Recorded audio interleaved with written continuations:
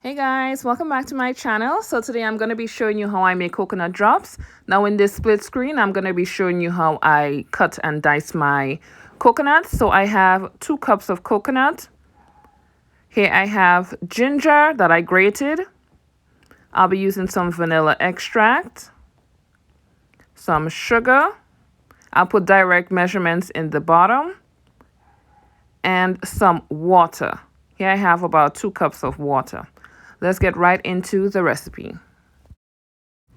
Okay guys, so what we're going to start with is adding our brown sugar to our water. Now you just want that sugar to start to dissolve just a bit before you start adding the other ingredients. So you can just move it around in the meantime. I am using a dark brown sugar. It comes off light on camera. And next, I'm going to go in with my grated ginger. Now, this adds so much flavor to your coconut drops. You cannot make coconut drops and not put some ginger in there.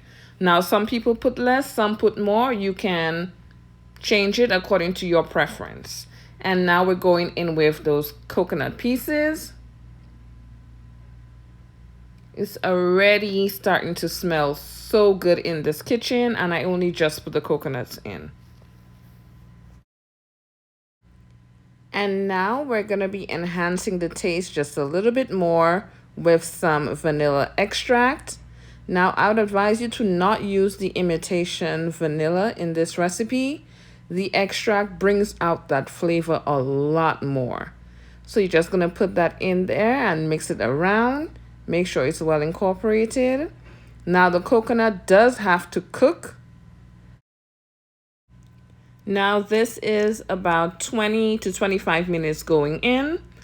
And as you can see, it is bubbling. Now there's more of a brown color right now because it is starting to dry up.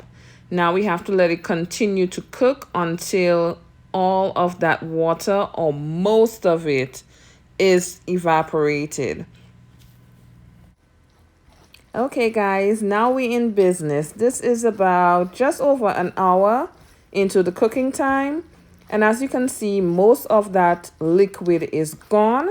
Now there is still a bit of liquid, just a little bit left that we need to evaporate and to dry out first. So we're just going to move this around a little bit. And I'm using a metal spoon. You can use a wooden spoon if you feel like it, but I'm just using the metal spoon, and I'm being very careful not to touch the bottom of the pan to scratch it. And these are ready now. As you can see, the water is gone and it has more of a sticky feel, which is what we're really looking for. It has that perfect consistency. So I'm going to start to put them on my parchment paper.